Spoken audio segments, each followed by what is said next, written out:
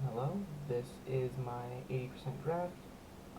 As it stands, this is unedited, a single take, but the script is entirely done, the presentation is entirely done, outside of maybe needing one or two more slides, but that's up to your discretion, Professor. Um, so this is 80%.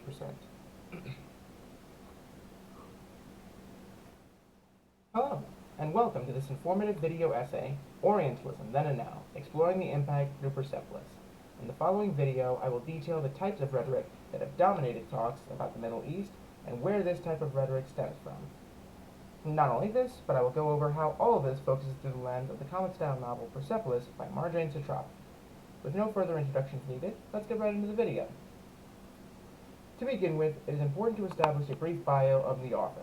Marjane Satrapi was born in Rast, Iran, and grew up in Tehran. After the events of the Iranian Revolution, her parents thought it best for her to study abroad, so she spent her high school years in Austria before returning home where she obtained her master's in visual communication from Islamic Azad University. She began writing Persepolis in 2000, originally published in 4 parts, and was originally published in French. Moving on to a key historical moment within the book, the Iranian Revolution serves as a focal point for much of the early text, but equally serves a deeper purpose to an overarching theme to the story as a whole. As such, a quick bit of background information should be given. The Iranian Revolution was a turning point for Iran, wherein in early 1979 the existing government of the Shah, which acted as a monarchy, was overthrown in an almost entirely peaceful manner in favor of an Islamic republic, which acted as more of a theocracy. This led to the implementation of new laws based on the religious guiding of the new ruling system. But for the sake of brevity, the amount of detail that can be covered here will be cut short, and much of the nuance that went into this revolution won't be talked about here, but the cultural significance that this has is still important to note. Another important historical event that pertains to the text is the Iranian hostage crisis, which began in November of 1979. During this, Iranian revolutionaries stormed the U.S. Embassy and took 52 United States citizens hostage for 444 days. But what this did was twofold. First, it strengthened unity among U.S. citizens, evidenced by the presidential election that took place in 1980. Incumbent Jimmy Carter, despite having heavily condemned the action, didn't want to resort to violence and further damage relations with Iran, leading to one, arguably two, botched rescue attempts. Challenger Ronald Reagan, on the other hand, made it one of his primary campaign promises that the safe return of every hostage would occur, no matter the cost, by any means necessary. This is often cited as a key figure behind the landslide fashion in which Reagan won the 1980 election. However, the second thing that the Iranian hostage crisis did was solidify the rhetoric surrounding Iran.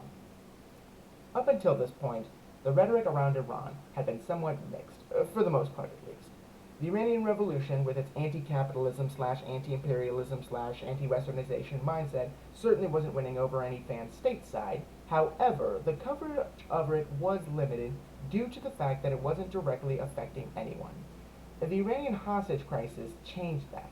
Suddenly, all eyes were now glued to TV screens and newspapers to get the latest news on the hostages and the situation in Iran, leading to a monumental influx of rhetoric, and not just rhetoric, but rhetoric that reflected all the same type of message and ideas. And herein is where we come to Orientalism. Orientalism, for those unaware, is a term coined by the late Edward Said, who is best known for his work in post-colonial studies. To paraphrase Said's work, Orientalism occurs when a group of people are talked about in a certain light, and only in this certain light, to the point where this is how they are perceived by the population at large, who have no other basis for which to assume other things.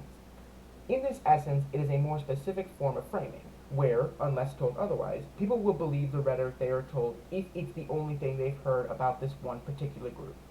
In the case of Iran, with the rhetoric that swept in surrounding the Iranian hostage crisis and everything that it entailed, people were exposed to nothing but negative news, and following this, based all assumptions of Iran on its people on this negative reception. This is something that has continued well into today, but is also where we come to Persepolis. Persepolis acts as a post-colonial text insofar as it takes ideas and concepts of colonial thinking, in this case the negative news coverage of Iran following the Iranian hostage crisis, and flips them in some way or another. At least that's it in its basic terms. Persepolis does this by showing the life of someone from Iran, and a personal story at that. What this does is flip the script from condemning to humanizing. The main character, Margie, goes through a great deal of hardships throughout the entirety of the novel. At one point, while she's in high school in Austria, a group of students start negatively talking about Margie, which she can clearly hear. She stands up for herself and proclaims that she's proud of being Iranian, something that she in turn takes pride in. This is something the public as a whole doesn't often see. Very rarely are we privy to seeing people speak of having pride in a country many associate with negative aspects. At its core, what the narrative for Persepolis does is humanize the people of a country that is all too often demonized. Margie has a family, a mom, a dad, and a grandma that are all important to her. What many news outlets leave out is the people living in these countries are just that, people. They have lives and families and wants and desires of their own, and to boil them down to the actions committed by a few individuals is what leads to Orientalism and the continual perception of negative stereotyping. To further back up this point, there is an article written by Leila Abu Lagos titled "Do Muslim Women Really Need Saving?" Once again, to go over everything this article entails would take too long, but to summarize, alongside the rhetoric of condemning the actions of Iran and its people, there came a secondary form of rhetoric that developed that sought to elicit sympathy for the women of Iran who were, allegedly, being treated poorly and were forced to participate in oppressive religion. Leila Abu Lagos flips this, and to use her own words, quote, "My point is to remind us to be aware of differences, respectful of others' paths towards social change that might give women better lives. Can there be liberation that is Islamic? And, beyond this, is liberation a goal for which all women or people strive? Are emancipation, equality, and rights part of a universal language we must use?" End quote. The bottom line of this whole essay, and to tie it back into the larger themes as a whole, is that it is dangerous and even wrong to lump all women into a single category of needing to be saved, specifically by some Western ideas of what freedom means. It's less about seeking freedom for everyone and more about letting people choose for themselves.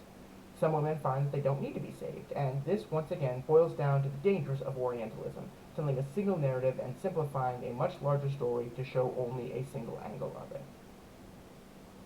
So, why does it matter? Why do words and ideas like Orientalism or texts like Persepolis matter?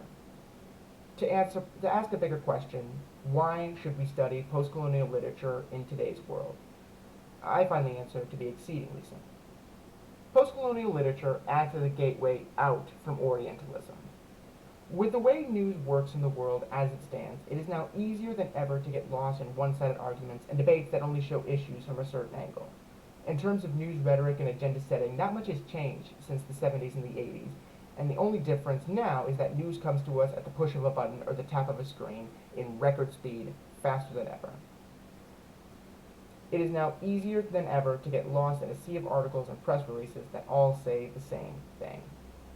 However, this is where postcolonial literature offers something else. It offers an alternative perspective.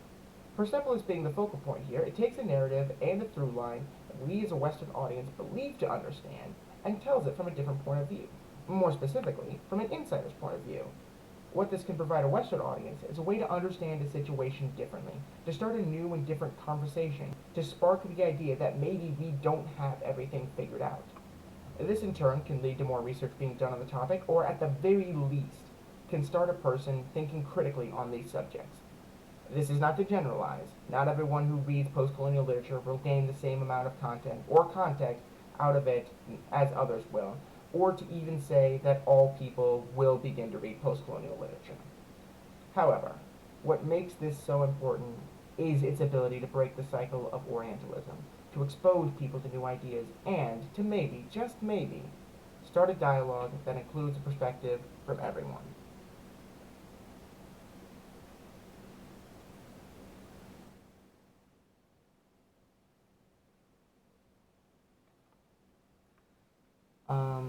So yeah, that is 80%.